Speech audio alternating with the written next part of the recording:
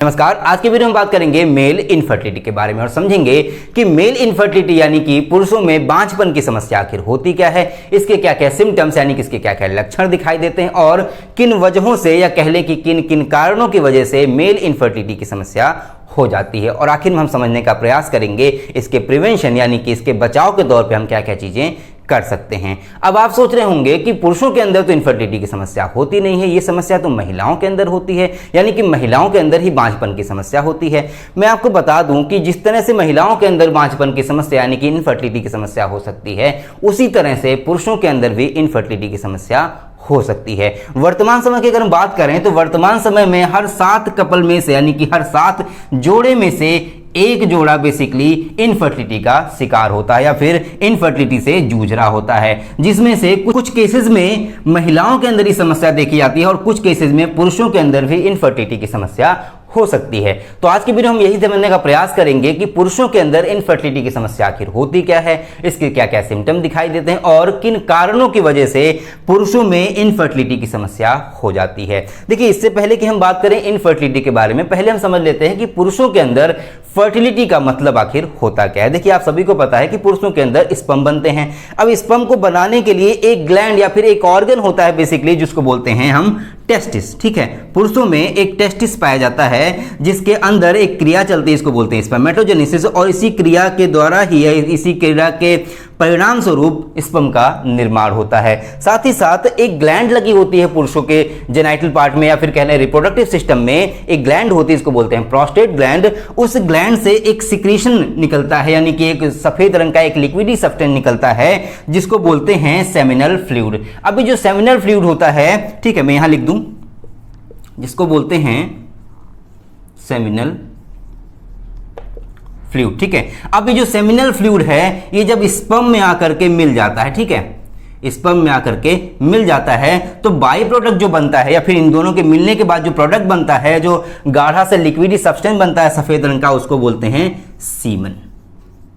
ठीक है, इसको बोलते हैं सीमन। यही जो सीमन होता है इजैकुलेशन के वक्त यही मेल बॉडी से बाहर निकलता है। ठीक है, तो ये जो सीमन होता है अगर इसकी मात्रा की बात करें तो ये होता है 10 ml से 12 ml। ठीक है, ये थोड़ा बहुत ऊपर नीचे भी हो सकता है लेकिन मेनली ये 10 से 12 ml सीमन एक बार में फीमेल बॉडी से इजैकुलेट होता है। ठीक है, अब इसी ml के आधार पे, ठीक है, इसी के आधार पे हम डिसाइड करते हैं कि मेल फर्टाइल है या फिर नहीं है। ठीक है, अब वो कैसे करते हैं, देखिए, अगर इसकी बात करें ml में, यू सीमन के ml की बात करें तो 1 ml पे हम लेते हैं। ठीक है, यूनिट में हम बात करेंगे तो 1 ml सीमन में जो स्पर्म की काउंटिंग होती है वो 15 मिलियन से, ठीक है, 15 मिलियन, यहां पे मैं m लिख रहा हूं, 15 मिलियन से 200 मिलियन, ठीक है, 200 मिलियन काउंटिंग हो सकती है, यानी कि 1 ml सीमन में, ठीक है, 1 ml सीमन में 15 मिलियन से 200 मिलियन स्पर्म हो सकते हैं।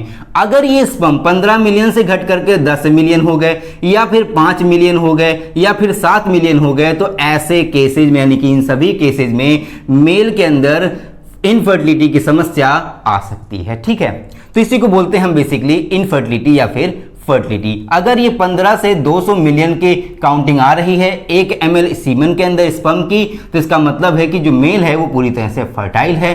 अगर 15 मिलियन से कम हो जाती है, 10 मिलियन, 5 मिलियन, 7 मिलियन ऐसी कुछ हो जाती है, तो इसका मतलब हुआ कि जो मेल है या फिर जो पुरुष है वो कहीं ना कहीं उसके अंदर फर्टिलिटी की समस्या आ रही है। तो ये तो बात हो गई इसके फर्टिलिटी और इसके इनफर्टिलिटी के बारे में। ठीक है, अब हम समझ लेते हैं इसके सिम्टम्स के बारे में कि क्या क्या इसके सिम्टम्स दिखाई देते हैं। सिम्टम्स की बात करें इससे पहले हम समझ लेते हैं कि जो ये टर्म है बेसिकली इनफर्टिलिटी, ये पूरी तरह से महिलाओं के लिए यूज होता है। तो पुरुषों के लिए कौन सा टर्म यूज होता है? देखिए, पुरुषों के लिए इनफर्टिलिटी टर्म नहीं यूज होता है। पुरुषों के लिए जो टर्म यूज होता है उसको बोलते हैं स्टेराइल, यानी कि जो पुरुष होते हैं वो बेसिकली इनफर्टाइल नहीं हो सकते, वो स्टेराइल हो सकते हैं। लेकिन मैंने यहाँ पे इनफर्टिलिटी टर्म इसलिए यूज किया ताकि आपको क्लियरली और अच्छे से समझ में आ सके। मैं आगे भी इनफर्टिलिटी टर्म ही यूज करूंगा, लेकिन आप जानते रहिए कि इनफर्टिलिटी टर्म महिलाओं के लिए होता है और स्टेराइल टर्म पुरुषों के लिए होता है। ठीक है, अब हम बात कर लेते हैं इसके सिम्टम्स के बारे में। देखिए सिम्टम्स की अगर हम बात करें तो सिम्टम्स के तौर पे सबसे पहला सिम्टम तो यही आता है कि जो आपका फीमेल पार्टनर है बेसिकली वो प्रेग्नेंट नहीं होगा या फिर वो बेबी कंसीव नहीं कर पाएगी, ठीक है। और दूसरे जो सिम्टम्स, क्योंकि ये जो समस्या है ये कहीं ना कहीं किसी बीमारी की वजह से, किसी चोट लगने की वजह से और भी कॉजेस की वजह से ये समस्या हो सकती है। तो इस वजह से आपके पेनिस पार्ट में या फिर आपके स्क्रोटम पार्ट में या फिर आपके पूरे जेनाइटल एरिया में आप पेन हो सकता है, या आपके रिप्रोडक्टिव सिस्टम में कहीं ना कहीं कोई सिस्ट बन सकता है, कोई किसी तरह का ट्यूमर बन सकता है। तो इस तरह के कुछ सिम्टम्स बेसिकली इसके देखे जा सकते हैं। साथ ही साथ अगर नेचर की बात करें तो नेचर में आपको जैसे आपको टेस्ट का थोड़ा सा कम पता चलेगा या फिर स्मेल के बारे में थोड़ा सा आप कम सेंस हो पाएगा आपके अंदर। ये जो समस्या है ये क्रोमोसोमल भी होती है, तो क्रोमोसोमल होने की वजह से आपके जो ब्रेस्ट हैं उनकी थोड़ी सी साइज बढ़ जाएगी या फिर आपके अंदर ब्रेस्ट का निर्माण होने लगेगा। तो ऐसे कुछ सिम्टम्स बेसिकली इनफर्टिलिटी की समस्या में पुरुषों के अंदर देखे जा सकते हैं। तो ये तो बात हो गई इसके सिम्टम्स के बारे में। अब हम समझ लेते हैं इसके कॉजेज के बारे में कि इसके कॉजेज बेसिकली कौन कौन से हो सकते हैं जिन वजहों से इनफर्टिलिटी की समस्या पुरुषों के अंदर हो जाती है। देखिए अगर कॉजेज की बात करें तो कॉजेज के तौर पे यहाँ पे 3 तरह के कॉजेज आते हैं जो बेसिकली इनफर्टिलिटी के लिए जिम्मेदार होते हैं। पहले अगर कॉज की बात करें तो ये है मेडिकल कॉज। आई होप आपको दिख रहा होगा यहाँ पे, ठीक है। तो एक होता है मेडिकल कॉज, दूसरा होता है एनवायरमेंटल कॉज, ठीक है,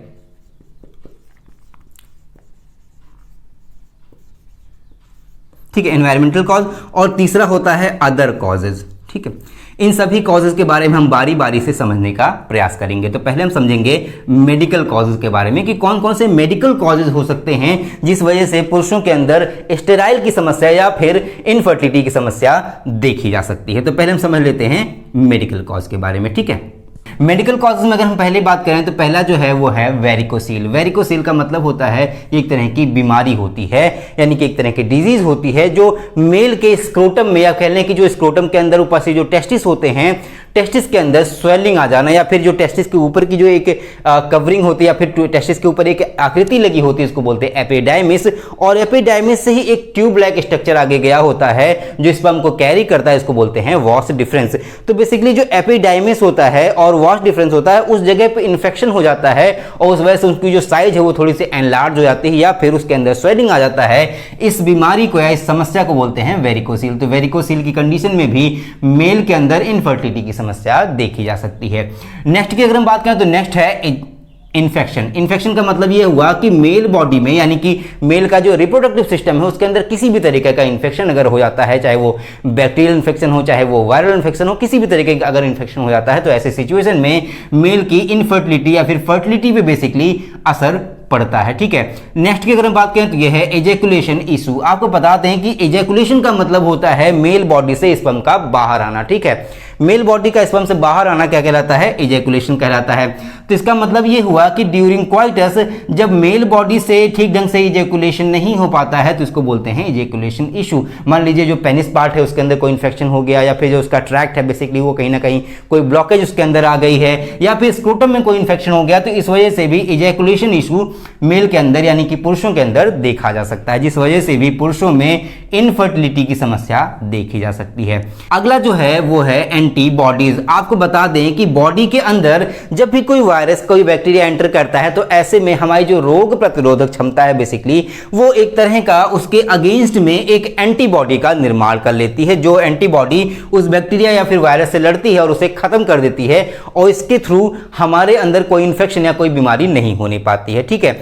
तो ऐसा ही एक कंडीशन शरीर में बनती है कि जब स्पर्म के प्रति हमारे बॉडी में या फिर मेल की बॉडी में एंटीबॉडीज बनने लगते हैं या फिर स्पर्म के अगेंस्ट एंटीबॉडीज बनने लगते हैं, और ये एंटीबॉडीज जा करके मेल स्पर्म को किल करने लगते हैं यानी कि मारने लगते हैं। इस वजह से भी स्पर्म की कहीं ना कहीं काउंटिंग कम हो जाती है और इस वजह से मेल के अंदर इनफर्टिलिटी की समस्या देखी जा सकती है। अगला जो टर्म है वो है अनडिसेंडेड टेस्टिकल। अनडिसेंडेड टेस्टिकल का मतलब ये होता है कि टेस्टिकल का नीचे ना आना। अब टेस्टिकल का नीचे ना आना क्या मतलब हुआ? देखिए, जब बेबी का डेवलपमेंट हो रहा होता है या फिर जब भ्रूण का विकास हो रहा होता है तो 7 महीने का जब बच्चा होता है उससे पहले तक, ठीक है, 7 महीने का बच्चा जब तक नहीं हुआ था उससे पहले तक जो टेस्टिकल्स होते हैं यानी कि जो गोनैड्स होते हैं, बेसिकली टेस्टिकल्स को गोनैड्स भी बोलते हैं, तो जो टेस्टिकल्स होते हैं वो किडनी के पास एब्डोमिनल कैविटी में बनते हैं, ठीक है। एब्डोमिनल कैविटी में हमारी किडनी होती है, एब्डोमिनल कैविटी में ही ये बन रहे होते हैं। 7वें महीने के बाद जब 8वां महीना लगता है तब तक बच्चे के अंदर स्क्रोटम का निर्माण हो जाता है। जब स्क्रोटम का निर्माण हो जाता है तो ऐसे में जो गोनैड्स होते हैं वो वहां से खिसक करके नीचे यानी कि स्क्रोटम के अंदर आ जाते हैं। तो कभी कदा कुछ बच्चों में ऐसा भी होता है कि जो टेस्टिकल्स होते हैं वो पूरी तरह से खिसक करके स्क्रोटम में नहीं आते, या फिर कभी कदा एक टेस्टिस ऊपर रह जाता है यानी किडनी के पास रह जाता है और एक टेस्टिस ही नीचे आ पाता है। और कभी कभी ऐसा भी होता है कि दोनों ही टेस्टिस नीचे यानी कि स्क्रोटम में नहीं आ पाते, वो किडनी के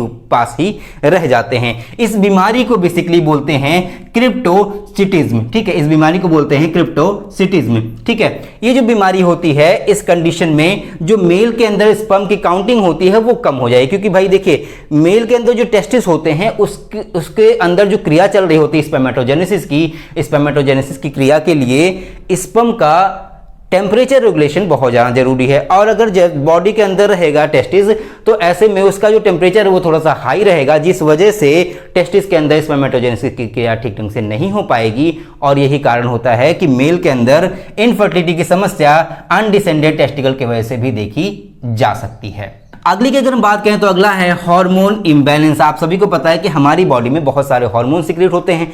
कुछ हार्मोन स्पेसिफिक होते हैं यानी कि कुछ हार्मोन फीमेल बॉडी में ही सीक्रेट होते हैं और कुछ हार्मोन मेल बॉडी में सीक्रेट होते हैं। जैसे कि मेल बॉडी के अंदर टेस्टोस्टेरोन सीक्रेट होता है, फीमेल बॉडी के अंदर प्रोजेस्टेरोन हार्मोन सीक्रेट होता है, एस्ट्रोजन हार्मोन सीक्रेट होता है। ऐसे कुछ स्पेसिफिक हार्मोन सीक्रेट होते हैं जो मेल जेनाइटल पार्ट में या फिर मेल रिप्रोडक्टिव सिस्टम में हेल्प करते हैं एग के निर्माण में या फिर स्पर्म के निर्माण में। अगर यही हार्मोन जो होते हैं अगर ये कम हो जाए या फिर ज्यादा हो जाए या फिर इनका इम्बैलेंसमेंट हो जाए, ये ठीक ढंग से ना बन रहे हो, तो ऐसी सिचुएशन में भी स्पर्म की काउंटिंग पे असर पड़ता है मेल बॉडी के अंदर और इस वजह से भी ये समस्या आ सकती है। ठीक है, अगला जो है वो है डिफेक्ट ऑफ ट्यूब्यूल्स। ट्यूब्यूल्स का मतलब होता है एक तरह का पाइप जैसा स्ट्रक्चर। बेसिकली जो टेस्टिस होते हैं वहां से एक पाइप गई होती है यूरेथ्रल ओपनिंग तक जो स्पर्म को कैरी करने का काम करती है। जो ये पाइप होती है इसको बोलते हैं wash difference. Wash difference basically उस ट्यूब्यूल को वॉश डिफरेंस हम कह सकते हैं। ठीक है, तो ये जो वॉश डिफरेंस है या फिर जो ट्यूब्यूल्स हैं अगर उनके अंदर कोई ब्लॉकेज आ जाती है, किसी वजह से वो श्रिंक कर जाते हैं या ऐसे कोई इन्फेक्शन हो जाता है, तो इस सिचुएशन में भी उनके अंदर अगर कोई डिफेक्ट आ जाता है तो मेल बॉडी में इनफर्टिलिटी की समस्या देखी जा सकती है या फिर मेल इनफर्टाइल या फिर स्टेराइल हो सकता है ऐसी सिचुएशन में, डिफेक्ट ऑफ ट्यूब्यूल के सिचुएशन में। नेक्स्ट आता है क्रोमोसोम। अब आपको पता है कि हमारी बॉडी में या हमारी बॉडी को बेसिकली कंट्रोल करने का काम, यानी कि हम मेल बनेंगे या फीमेल बनेंगे, हमारे अंदर कौन कौन से कैरेक्टर आएंगे, माँ बाप से कौन कौन से कैरेक्टर आएंगे, इन सभी का जिम्मा क्रोमोसोम्स पे होता है। अगर इन क्रोमोसोम के ऊपर कोई डिफेक्ट आ जाए या फिर इन क्रोमोसोम के अंदर डिफेक्ट आ जाए, जैसे देखिए मेल का जो क्रोमोसोम होता है बेसिकली XY होता है, फीमेल का X और X होता है। ठीक है, हम मेल की बात कर रहे हैं, तो मेल की बॉडी में अगर XY की जगह पे डबल XY हो जाए तो ऐसी सिचुएशन में या फिर किसी क्रोमोसोम में बेसिकली आपको पता है कि 23 जोड़े क्रोमोसोम होते हैं, को 23 जोड़े गुणसूत्र या क्रोमोसोम में कहीं भी अगर कोई डिफेक्ट आ जाता है तो इस वजह से भी कई सारी बीमारियां जैसे कि डाउन सिंड्रोम हो गया, क्लाइनफेल्टर सिंड्रोम हो गया, ऐसे कई सारी बीमारियां हो जाती हैं जिस वजह से भी मेल के फर्टिलिटी पे समस्या आ जाती है। ठीक है, अगले की अगर हम बात करें तो ये है problem with sexual intercourse. Sexual intercourse के बारे में आप जानते ही होंगे। During coitus, during sexual intercourse female body में मान लीजिए पेन हो रहा है या फिर जो फीमेल जेनाइटल पार्ट है उसमें अगर पेन हो रहा है या जो फीमेल पार्टनर है उसको थोड़ा अनइजीनेस फील हो रहा है या फिर आपके अंदर ही कोई समस्या आ रही है, ठीक ढंग से आपके अंदर इरेक्शन नहीं हो रहा है, बेसिकली जो पेनिस है वो ठीक ढंग से इरेक्ट नहीं कर रहा है या फिर उसके अंदर तनाव नहीं आ रहा है, तो ऐसी सिचुएशन में भी मेल के अंदर इनफर्टिलिटी की समस्या देखी जा सकती है। नेक्स्ट की अगर बात करें तो ये है सीलियक डिजीज। देखिए सीलियक डिजीज एक तरह की एब्डोमिनल कैविटी में होने वाली समस्या है। इसके बारे में हम किसी और वीडियो में डिटेल में समझने का प्रयास करेंगे। अभी के लिए बस आप इतना जान लीजिए कि celiac disease basically abdominal cavity में एक डिजीज होती है जो प्रोटीन के लिए डिजीज होती है, यानी कि प्रोटीन के लिए जिम्मेदार डिजीज होती है, इसको बोलते हैं सीलियक डिजीज। इसके वजह से भी स्पर्म की काउंटिंग पे कहीं ना कहीं इफेक्ट पड़ता है। ठीक है, नेक्स्ट की अगर हम बात करें तो ये है सर्टेन मेडिकेशन। मेडिकेशन का मतलब हुआ मेडिटेशन से नहीं, मेडिकेशन का मतलब हुआ दवाओं से। अगर आप कुछ दवाएं गलत खा लेते हैं या फिर आप कुछ दवाएं ऐसी खा रहे हैं, मान लीजिए कोई हार्मोनल टैबलेट ले रहे हैं, हार्मोनल इंजेक्शन ले रहे हैं या फिर ऐसी कोई मेडिसिन ले रहे हैं जो आपके लिए थोड़ी ज़्यादा पावरफुल है या फिर आपको नहीं लेना चाहिए या फिर कह सकते हैं कि आप ज़्यादा डोज की ले रहे हैं, तो ऐसी कंडीशन में भी आपके अंदर इनफर्टिलिटी की समस्या या फिर स्टेरिलिटी की समस्या आपके अंदर आ सकती है, यानी कि पुरुषों के अंदर ये समस्या, स्टेरिलिटी की समस्या बेसिकली आ सकती है। लास्ट की अगर हम बात करें तो ये है प्रायर सर्जरीज। आपको पता है कि मेल बॉडी में बहुत सारी सर्जरीज हमें कभी ना कभी करानी पड़ती है, चाहे वो हाइड्रोसेल का ऑपरेशन हो, चाहे वो किसी तरह का एपिडाइमिस में कोई समस्या हो गई हो, चाहे फिर टेस्टिकल्स में कोई समस्या हो गई हो, पेनिस में कोई समस्या हो गई हो, इस टाइप की कोई भी समस्या अगर हो जाती है मेल बॉडी में, अगर उसका हम ऑपरेशन कराते हैं या फिर सर्जरी कराते हैं, तो ऐसे में बहुत सारे केसेस में हो सकता है कि जो आपके टेस्टिकल्स हैं बेसिकली उनके ऊपर कोई इफेक्ट आ सकता है, या फिर आपका पेनिस पार्ट है उसके ऊपर कोई इफेक्ट आ सकता है, या सर्जरीज की वजह से कभी कदा इन्फेक्शन हो सकता है। तो इस वजह से भी मेल बॉडी में इनफर्टिलिटी की समस्या यानी कि स्टेरिलिटी की समस्या देखी जा सकती है। तो ये बेसिकली कुछ मेडिकल कॉजेज हैं जिस वजह से पुरुष के अंदर या फिर मेल बॉडी के अंदर ये समस्या यानी कि स्टेरिलिटी की समस्या आ सकती है। अब हम समझ लेते हैं इसके एनवायरमेंटल कॉजेज के बारे में कि एनवायरमेंटल बेसिकली कौन कौन से कॉजेज होते हैं जिस वजह से ये समस्या पुरुषों में हो जाती है। कि अगर एनवायरमेंटल कॉज की बात करें तो जो पहला इसमें है इंडस्ट्रियल केमिकल। इंडस्ट्रियल केमिकल से मतलब ये है कि जो बेसिकली जो इंडस्ट्रीज होती हैं या फिर जो फैक्ट्रीज होती हैं वहां से वेस्ट के रूप में कुछ केमिकल्स निकलते हैं, कुछ वो गैसेस के फॉर्म में निकलते हैं, कुछ वो लिक्विड के फॉर्म में निकलते हैं। लिक्विड के फॉर्म में निकलते हैं तो आसपास की जमीन में अगर वो मिक्स हो गए या आसपास की जमीन के अंदर चले गए, ऐसे में वहां का पानी दूषित हो सकता है। अगर वो एयर में फैल गए तो ऐसे में वहां की हवा दूषित हो सकती है। अगर उससे हम इनहेल करते हैं या फिर अगर वो ऐसा पानी पीते हैं केमिकल वाला, तो ऐसे में हमारे अंदर बहुत सारी बीमारियां हो सकती है जिस वजह से भी हमारे अंदर स्पर्म की जो काउंटिंग है उस पर कहीं ना कहीं असर आ सकता है। सेकंड की बात करें तो सेकंड है heavy metal exposure. Heavy metal exposure का मतलब ये हुआ कि आपके अंदर किसी वजह से अगर हैवी मेटल्स का अमाउंट आ जाता है या फिर आपके फूड मटेरियल में या फिर किसी तरीके से आपके अंदर इसका एक्सपोजर हो जाता है, तो ऐसी कंडीशन में भी कई सारी बीमारियों का ये कारण बन सकता है। सेकंड की अगर बात करें तो नहीं, कई सारी बीमारियों का ये कारण बन सकता है जिस वजह से भी इनफर्टिलिटी की समस्या पुरुषों में देखी जा सकती है। अगले की अगर हम बात करें तो ये है रेडिएशन और एक्सरेज। आपने कभी ना कभी अल्ट्रासाउंड कराया होगा, एक्सरे कराया होगा या किसी को एक्सरे कराते हुए देखा होगा। ऐसे में आपने देखा होगा कि उसके ऊपर कुछ एक्सरेज डाली जाती हैं। ये जो एक तरह की रेडिएशन होती है, इसके डालने के से ही हमारी स्कैनिंग होती है और इससे बहुत सारी चीज़ें हम टेस्ट कर सकते हैं। ठीक है, ऐसे में अगर मान लीजिए ऐसे एनवायरनमेंट में रह रहे हैं, ऐसी जगह पर रह रहे हैं जहाँ पे रेडिएशन का बहुत ज़्यादा खतरा है, फिर वहाँ पे रेडियो वेव्स फैली हुई हैं, एक्सरेज फैली हुई हैं, है ना, कई सारी साउंड वेव्स फैली हुई हैं, तो ऐसे में आपके अंदर रेडिएशन की वजह से भी इनफर्टिलिटी की समस्या या फिर पुरुषों के अंदर स्टेराइल होने की कंडीशन देखी जा सकती है। नेक्स्ट अगर हम बात करें तो ये है over heating of testis. Over heating of testis का मतलब ये है कि अगर आप किसी ऐसी फैक्ट्री में काम करते हैं जहाँ पे जैसे मान लीजिए सरिया का काम चल रहा है या फिर जहाँ पे लोहे का काम हो रहा है, जहाँ पे लोहे का कोई सामान बन रहा है, कीलें बन रही, बहुत सारी चीज़ें लोहे की बन रही हैं, या फिर कांच के फैक्ट्री में काम करते हैं, या फिर ऐसी किसी भट्ठी में काम करते हैं जहाँ पे ईंटें बन रही हैं, या फिर ऐसा कुछ हो रहा है जहाँ का टेम्परेचर बहुत ज़्यादा हाई रहता है, तो ऐसी कंडीशन में आपके जो टेस्टिस हैं बेसिकली इनका भी टेम्परेचर हाई हो जाता है, जिस वजह से जो स्पर्मेटोजेनेसिस की क्रिया है उस पर कहीं ना कहीं असर पड़ेगा और उस वजह से स्पर्म का निर्माण कहीं ना कहीं धीमा पड़ जाएगा, जिस वजह से भी मेल बॉडी में या फिर पुरुषों में ये समस्या यानी कि इनफर्टिलिटी की समस्या देखी जा सकती है। अब बात कर लेते हैं इसके कुछ अदर कॉजेज के बारे में कि कौन कौन से अदर कॉजेज हो सकते हैं जिस वजह से पुरुषों के अंदर इनफर्टिलिटी की समस्या देखी जा सकती है। अदर कॉजेज में पहला जो है वो है ड्रग्स। ड्रग्स यानी कि मैरिजुआना और जो कई सारे के जो ड्रग्स लेते हैं, हेरोइन हो गया, चरस हो गया, गांजा हो गया, अफीम हो गया, ये सारी अगर ड्रग्स का सेवन आप लोग करते हैं तो ऐसी सिचुएशन में भी आपके अंदर इनफर्टिलिटी की समस्या या फिर स्पर्म काउंटिंग की समस्या आपके अंदर आ सकती है। ठीक है, अब नेक्स्ट आता है अल्कोहल। अगर आप ऐसी कोई ड्रिंक लेते हैं जिसके अंदर अल्कोहल की मात्रा होती है, कोई शराब पीते हैं, कोई लिकर लेते हैं या फिर किसी भी तरीके का अल्कोहल का अगर आप सेवन करते हैं तो इसकी वजह से भी स्पर्म काउंटिंग पे असर पड़ता है और ये कहीं ना कहीं बड़ा कारण बनता है मेल के इनफर्टिलिटी के लिए। ठीक है, नेक्स्ट आता है टोबैको। टोबैको बेसिकली आप या तो आप खाने के रूप में यानी कि खैनी के रूप में आप चाहे लें, चाहे आप स्मोकिंग के रूप में लें, तो ऐसी दोनों ही कंडीशन में आपको पता है कि टोबैको की वजह से कैंसर होता है, स्मोकिंग अगर करते हैं तो लंग कैंसर होता है, ऐसी कई सारी बीमारियां हो जाती हैं जिस वजह से भी आपको कई सारी बीमारियां हो जाएंगी और इस वजह से भी आपके फर्टिलिटी पे इसका असर देखा जा सकता है। ठीक है, अब नेक्स्ट आता है हॉट बाथ। ठीक है, हॉट बाथ का मतलब ये हुआ कि अगर आप गर्म पानी नहा, देखिए ठंडे के दिनों में हम लोग गर्म पानी नहाते हैं, जनरली भी हमें थोड़े से हल्के से वार्म पानी से नहाना चाहिए। लेकिन कुछ लोग क्या करते हैं, बहुत ज़्यादा गर्म पानी से नहाने लगते हैं। तो मैं आपसे यही कहूँगा कि अगर आप बहुत ज़्यादा गर्म पानी नहाते हैं तो प्लीज़ ऐसा ना करें, क्योंकि देखिए होता क्या है कि जो स्क्रोटम होता है हमारा वो बाहर होता है, यानी कि जो मेल में स्क्रोटम होता है वो बाहर होता है।